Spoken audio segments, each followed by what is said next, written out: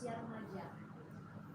Kalau saran saya terhadap orang tua itu, Bu, seandainya pun orang tua itu merokok, jangan pernah sekali-sekali terlihat oleh anaknya, Bu. Karena salah satu anaknya apalagi memasuki remaja itu kan pasti apa itu ya, pasti raja ya, Bu. Pasti raja, yang mana anak itu selalu ingin keinginannya itu dituruti gitu. Jadi ketika ingin merokok tanpa ada larangan itu, dia merasanya bebas gitu. Karena saya ambil contoh saya pribadi juga, saya merokok gitu. Karena bahkan saya merokok ini bisa dikatakan sudah parah, menginjak dari kelas 3 SD saya sudah merokok. 3 SD. Iya, Bu. 3 SD.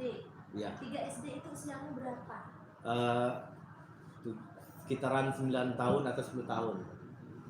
Apa yang membuat Eki pada usia semuda itu kemudian mencoba merokok? Awalnya itu coba-coba, yang mana itulah yang namanya rokok orang tua itu kan bebas. Coba-cobanya itu awalnya apakah karena melihat orang tua merokok? Orang tua dan teman-teman yang lain yang udah dewasa gitu ya, ya.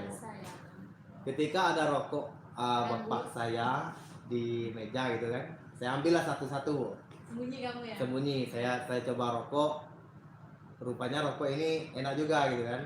Awalnya batuk, tapi udah kebiasaan itu menjadi biasa. Terus kapan orang tuamu mengetahui kamu merokok? Ketika saya sudah selesai kelas 6 SD dan mampir menginjak SMP. Sudah dari kelas 3 sudah merokok nih, diam-diam nih. Merokok diam-diam, cuman belum merokok aktif, Bu. Ya, masih jarang-jarang gitu kan. Ya. Terus pada saat kelas 6 ketahuan ketika udah SMP, udah tahu orang tua. Awalnya orang tua memarahi saya. Dan mungkin orang tua berpikir juga, ketika saya memarahi anak saya, mungkin di depan saya dia tidak merokok. Ketika di belakang saya bisa jadi dia merokok. Jadi lepasnya orang tua terhadap anaknya, membiarkan anaknya secara merokok terbuka. Jadi setelah itu dibiarkan? Dibiarkan, Bu. Itu kamu tidak takut waktu itu kamu dimarahin? Rasa takut ada, Bu, tapi lebih besar rasa penasaran dibanding rasa takut gitu. Lebih besar rasa penasaran karena udah kamu kan tidak tahu bahwa ternyata di dalam rokok itu ada zat yang namanya nikotin. Ya. Nikotin itu bikin kecanduan. Ya. Jadi setelah itu udah biasa aja. Udah biasa aja. Kelas 6 SD. Kelas 6 SD. Dari SMP lah saya aktif. Teman-teman kamu juga ada punya cerita seperti itu? Banyak, Bu. Bahkan teman-teman yang lebih dari rokok juga banyak. Mungkin dari 3 jarang ya. Jika kamu menjadi orang tua, nanti kamu menjadi seorang bapak, kamu mau tidak anak kamu merokok? Tidak, karena bagi saya itu cukup saya sendiri yang rusak, jangan sampai anak saya.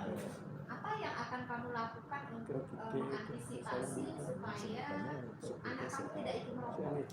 Yaitu ketika saya jangan sampailah menampakkan tingkah rokok saya di depan anak-anak, dan selalu memberi edukasi terhadap anak-anak akan bahaya rokok, segala macam kerugian dan keuntungan rokok itu apa-apa saja itu.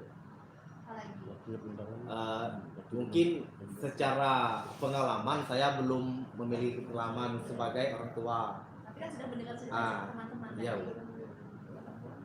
Karena bagi saya itu anak itu memang perlu bimbingan, perlu perhatian lebih dari orang tua. Karena tanpa perhatian dan bimbingan orang tua itu anak itu merasa kebingungan.